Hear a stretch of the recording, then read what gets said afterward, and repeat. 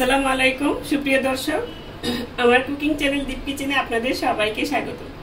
আজকে আমি করে দেখাবো ঘরে কিভাবে জেলাটিন ছাড়া জেলি মানে সহজ উপায়ে সহজ পদ্ধতিতে একদম কম খরচে তৈরি করা যায়। মাত্র কয়েকটি উপকরণ দিয়ে আমি এই জেলিটা তৈরি করে দেখাবো। কাঁচা আম দিয়ে, এখন কাঁচা আমের সিজন চলছে, কাঁচা আম দিয়ে এই জেলি এইভাবে তৈরি করে আপনারা অনায়াসে ফ্রিজে 6 মাস সংরক্ষণ করে রেখে দিতে পারবেন। সেই রেসিপিটাই আপনাদের কাছে আজকে আমি নিয়ে এসেছি। চলুন তাহলে রেসিপিটা শুরু করা যাক। কাঁচা আমের জেলিটা তৈরি করার জন্য এখানে আমি কিছু আম নিয়ে নিয়েছি। এই দেখুন, একদম কাঁচা আম। এখন তো আমের সিজন, বাজার ভর্তি কাঁচা আম, এখনই বানিয়ে রাখার সময়। এই যে আমটা আমি ভালো মতন ধুয়ে এখন আমি মুখটা কেটে নিয়েছি, তারপরে ভেজিটেবল পিলার দিয়ে এভাবে ছিলে নিচ্ছি। ছিলে তারপরে আমগুলো আমি টুকরো টুকরো করে কেটেও নিতে পারেন, কিংবা গ্রেটার দিয়ে গ্রেট করে নিতে পারেন। আমি ছিলে তারপরে গ্রেট করে নিব। এভাবে বাসায় তৈরি করে রেখে দিতে পারেন সারা বছরের জন্য। খুবই সহজ পদ্ধতি তৈরি করতে, কিন্তু খেতে কিন্তু একদম দোকানের মতনই, মানে দোকানের জেলির মতনই। এইভাবে সুন্দর করে আমটা ছিলে নিতে হবে। এই দেখুন, এভাবে ছিলে সবগুলো আমি গ্রেট করে তারপর আপনাদের দেখাচ্ছি। আমি আমগুলো সব গ্রেট করে নিয়েছি। এই দেখুন, এরকম আপনারা চিকন চিকন করে বটি দিয়ে কেটেও নিতে পারেন। এখন আমি মেপে দেখাচ্ছি কতটুকু হয়, কতটুকু পরিমাণ নিয়ে আমি। আপনারা গ্রেট করার সময় খেয়াল রাখবেন যাতে আমের আটিটা না যায়, মানে আটির অংশটা যাতে না আসে। প্রায় মনে হয় আমার এখানে 1.5 কাপ হবে, 1.5 কাপের মতনই হয়েছে। আমি অল্প করে দেখাচ্ছি, আপনারা যদি বেশি করে নেন মানে করতে চান, তাহলে সবকিছু উপকরণই বেশি বেশি করে বাড়িয়ে দিতে হবে ওই পরিমাণ, মানে ওরকম পরিমাপ অনুযায়ী। এই যে এখানে 1.5 কাপ হয়েছে, 1.5 কাপের মতনই আমি আন্দাজে সেটা সবকিছু দিয়ে নিব। এখন আমি দিয়ে দিচ্ছি, এই কাপ দিয়ে আমি 3 কাপ পানি দিব। যেহেতু 1.5 কাপ আমের গ্রেট হয়েছে, গ্রেট করে নেওয়ার পরে 1.5 কাপ হয়েছে, এখন 3 কাপ পানি এখানে আমি দিয়ে দিচ্ছি। এই 3 কাপ পানিকে আমি আমটা সিদ্ধ করে তারপরে প্রথমে সিদ্ধ করে নিব, তারপরে আমি ছেঁকে নেব আমটা। এটা কিন্তু সিদ্ধ হতে বেশিক্ষণ লাগবে না, 10-15 মিনিট সিদ্ধ করলেই হয়ে যাবে। আর যদি আপনারা একটু মোটা করে কেটে নেন তাহলে একটু সময়টা বেশি লাগবে। এইটা এখন আমি চুলায় চলে যাচ্ছি। এখন চুলাতে আমি চুলাটা ধরিয়ে দিয়েছি। এখন এখানে সামান্য একটু লবণ দিয়ে দিলাম। এখন দিয়ে লবণটা দিয়ে একটু মিশিয়ে দিব, আর চুলাটা হাই হিটে জ্বালিয়ে দিয়েছি। এটা এখন বলক আসলে তারপর আমি চুলাটা মিডিয়াম আঁচে করে দিয়ে তারপর এটা আমটাকে সিদ্ধ করে নিব। পানিতে বলকটা এসে গেছে দেখুন। এখন এটাকে বেশি নাড়াচাড়া করবেন না, কারণ আমটা যেহেতু একদম চিকন করে কাটা, এটা গলে যাবে সহজেই। এখন শুধু আপনার আমের পানিটা শুকিয়ে মানে অর্ধেক করে নিতে হবে, তাহলে আমি এটা অর্ধেক হওয়ার পরে ফিরে আসছি। আমি চুলাটা বন্ধ করে দিয়েছি। এই তো আমার আমটা সিদ্ধ তো হয়েই গিয়েছে, একদম ভর্তা ভর্তা হয়ে গিয়েছে। এই দেখুন, এখন আমি এটা ছেঁকে নিব। ছেঁকে আমার পানিটা দরকার, সেই পানিটাই দিতে হবে। এখন এখানে আমি একটা ছাঁকনির উপরে একটা পাতলা কাপড় দিয়ে রেখেছি, যেহেতু আমটা একদম গলে গিয়েছে, এই জন্য যাতে সুন্দর মতন শুধু পানিটাই আমি নিতে পারি। সাবধানে ঢালবেন, এটা কিন্তু ছিটে আসে, গরম তো, সাবধানে ঢালতে হবে। এখন এখানে এটা আমি রেখে দেব, আস্তে আস্তে পানিটা ঝরে যাবে আর এটা এই পালটা থেকে যাবে সুন্দর মতো। আস্তে আস্তে এটা দিয়ে আস্তে আস্তে হালকাভাবে নেড়ে চেড়ে দিবেন, তাহলেই পানিটা সম্পূর্ণ নিতে পারবেন। এই যে এইভাবে আমি পানিটা নিয়ে নিচ্ছি। এই দেখুন আমি কাপড়টা দিয়ে নিয়েছি এই জন্য, যাতে করে এই ছাঁকনিতে নিলে কিন্তু কিছু কিছু আমের পাল চলে যেত। এই জন্য কাপড়টাতে নিয়ে আমি এইভাবে চেপে চেপে শুধু পানিটা নিয়ে নিচ্ছি। এই যে এই দেখুন পানিটা নেওয়া হয়ে গিয়েছে।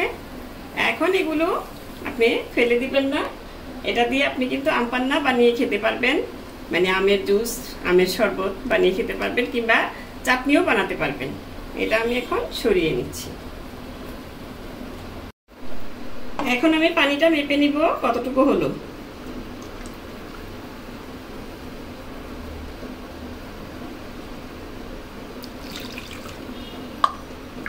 এই দেখুন 1.5 কাপই হয়েছে, মানে আমি 1.5 কাপ চেয়েছিলাম, 1.5 কাপই হয়েছে। তবে একটু কম বেশি হতে পারে, এটা অসুবিধা নাই। এখন আমি এই কাপ দিয়ে মেপে 1.5 কাপ চিনি দিয়ে দিব এটাতে।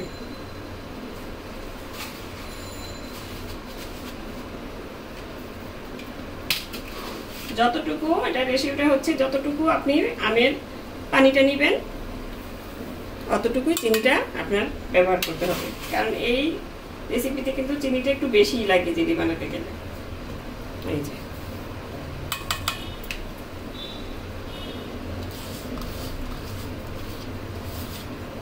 যেহেতু আমি পানিটা ভিপে নিয়েছি, পানি রয়ে গেছে, এই জন্য চিনিটা লেগে গিয়েছিল।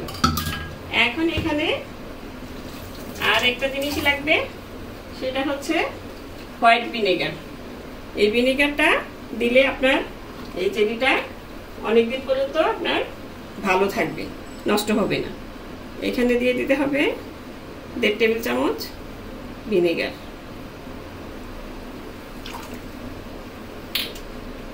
এটা দিয়ে এখন আমি চুলায় বসিয়ে দিয়ে শুধু আপনাকে নেড়ে চেড়ে যেতে হবে, আর কিছুই করা লাগবে না। নেড়ে চেড়ে সেটা আধা ঘন্টাও লাগতে পারে, এর কমও লাগতে পারে সময়টা। চিনিটা মিশিয়ে দিয়ে তারপরে আমি চুলায় বসিয়ে অনবরত নেড়ে চেড়ে এটা ঘন করে নিতে হবে, মানে জেলিটা যতটুকু আপনি ঘন চান ওরকম ভাবে করে নিতে হবে। আর একটু ফুড কালার দিয়ে দিব পরে আমি। এখন আমি চলে যাচ্ছি চুলায়। এই দেখুন চুলা ধরিয়ে দিয়েছি আমি। এখন শুধু নেড়ে চেড়ে চিনিটাও মেল্ট হয়ে গিয়েছে। এখন বলকটা আসলে আস্তে আস্তে মিডিয়াম আঁচে দিয়ে আপনার শিরাটা ঘন করে নিতে হবে, মানে জেলিটা তৈরি করে নিতে হবে। আপনার কাঙ্ক্ষিত যখন আপনার মন মতন হবে তখনই আপনি নামিয়ে নেবেন। এটা আধা ঘন্টাও লাগতে পারে, 20 মিনিটও লাগতে পারে, চুলার জালের উপর ডিপেন্ড করে। এই যে বলকটা এসে গেছে, এখন আমি এটা আস্তে আস্তে অনবরত নেড়ে চেড়ে ঘন করে নিব। এই দেখুন প্রায় 10 মিনিটের মতন হয়ে গিয়েছে, 10-12 মিনিটের মতন। এখনো কিন্তু ঘন হয়নি। আমি একটু বাটিতে নিয়ে নিয়েছি। এই দেখুন এটা কিন্তু এখনো পাতলা আছে, এই যে অতটা ঘন হয়নি। এখন আমাকে আরো কিছুক্ষণ জাল করে নিতে হবে, কিন্তু নাড়াচাড়াটা আপনার করতে হবে, না হলে কিন্তু অনেক সময় নিচেতে লেগে যেতে পারে। চুলার আঁচটা মিডিয়াম আঁচেই রাখবেন, বাড়িয়ে দিবেন না।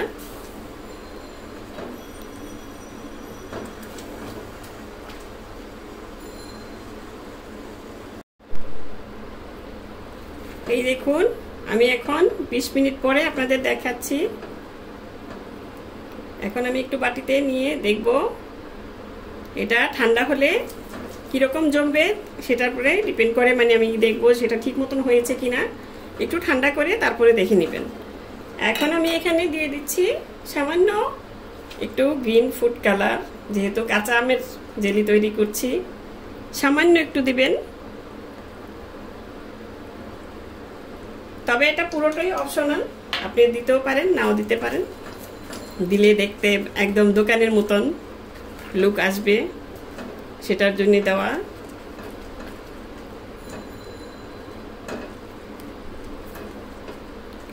এখন এটা এই যে ঠান্ডা, একটু ঠান্ডা হলে হাত দিয়ে আপনি এইভাবে দেখবেন, এই যে অনেকটা হয়ে এসেছে। এই দেখুন, আর একটু বাকি আছে, আর 5-7 মিনিট একটু জাল করে নিলেই এটা অলমোস্ট রেডি হয়ে যাবে। এখন আপনি এখানে ম্যাঙ্গো এসেন্স দিতে পারেন, আবার নাও দিতে পারেন। আমি দিব, এটা আপনার নামিয়ে দিতে হবে। চুলা থেকে নামানোর পরে তারপরে একটু ঠান্ডা হলে তারপরে দিবেন, নইলে কিন্তু এসেন্সের মানে কি বলে ঘ্রাণটা চলে যাবে। এখন ফিরে আসছি আরো 5 মিনিট পর। এই দেখুন, আরো 5-7 মিনিট পরে আমি ফিরে এলাম। আমার এটা হতে প্রায় 35 মিনিটের মতন লাগলো। এই দেখুন, এখন এই যে আমি নামিয়ে রেখেছিলাম সেটা কিন্তু এই যে জমে গিয়েছে। এই যে এরকম হলেই নামিয়ে নেবেন। এখন আমি চুলাটা অফ করে দিলাম।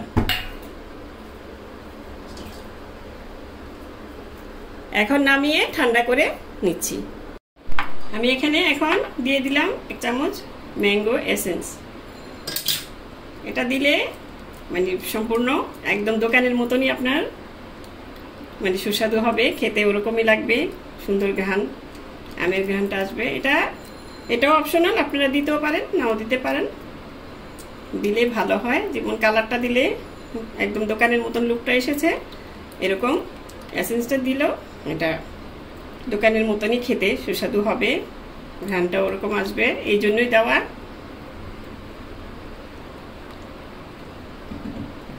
এখন আমি এটা এখানে যে বাটিতে আপনি রাখবেন, বাটিতে কিংবা আপনার কি বলে এটাতে, যে কোনো যে পাত্র রাখবেন সেই পাত্রটা আপনি নিয়ে এখনই এটা ঢেলে দিতে হবে, নইলে কিন্তু এটা জমে যাবে। এই দেখুন জমে যাচ্ছে কিন্তু। এখন আমি এটা এখানে একটা পাত্রে ঢেলে নিচ্ছি।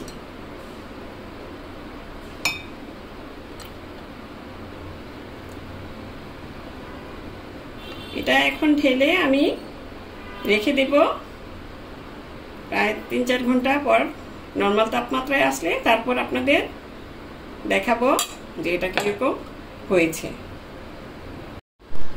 ফিরে এলাম প্রায় 5 ঘন্টা পর। এই দেখুন নর্মাল টেম্পারেচারে রেখে আমি এটা জেলিটা জমিয়ে নিয়েছি। এখন আমি দেখুন কত সুন্দর কালারটা এসেছে আর তৈরিও হয়েছে সুন্দরভাবে। এখন আমি এটা একটু আপনাদের কেটে দেখাচ্ছি।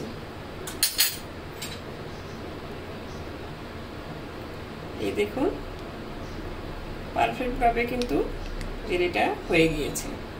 এই যে কতটা সুন্দরভাবে হয়েছে। এখন একটু ব্রেডের মধ্যে আমি দিয়েও দেখাচ্ছি।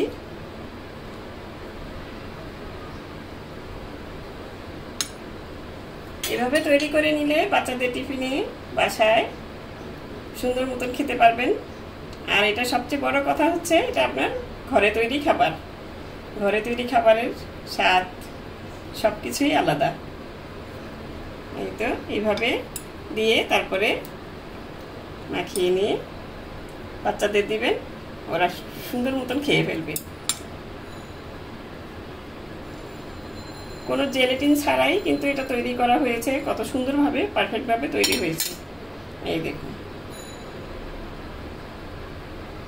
শক্ত হয়ে যায়নি, আবার অতটা নরমও না, একদম পারফেক্টভাবে তৈরি হয়ে গেছে জেলি। যেরকম কালারটা সুন্দর দোকানের মতন কালারও এসেছে, আবার শুধু কালার না, দেখতেই সুন্দর না, খেতেও খুবই সুন্দর। আশা করি বানিয়ে দেখবেন, আমার রেসিপিটা ফলো করে একবার বানিয়ে খেয়ে দেখবেন, আশা করি আপনাদেরও ভালো লাগবে। তো দর্শক, রেসিপিটি যদি ভালো লাগে প্লিজ বেশি বেশি করে লাইক, কমেন্ট, শেয়ার করুন। আর আমার চ্যানেলটি সাবস্ক্রাইব করে নিয়মিত চ্যানেলটির পাশে থাকবেন। সুস্থ থাকবেন, ভালো থাকবেন, ঘরে তৈরি খাবার খাবেন, আর আমার জন্য দোয়া করবেন। আল্লাহ হাফেজ।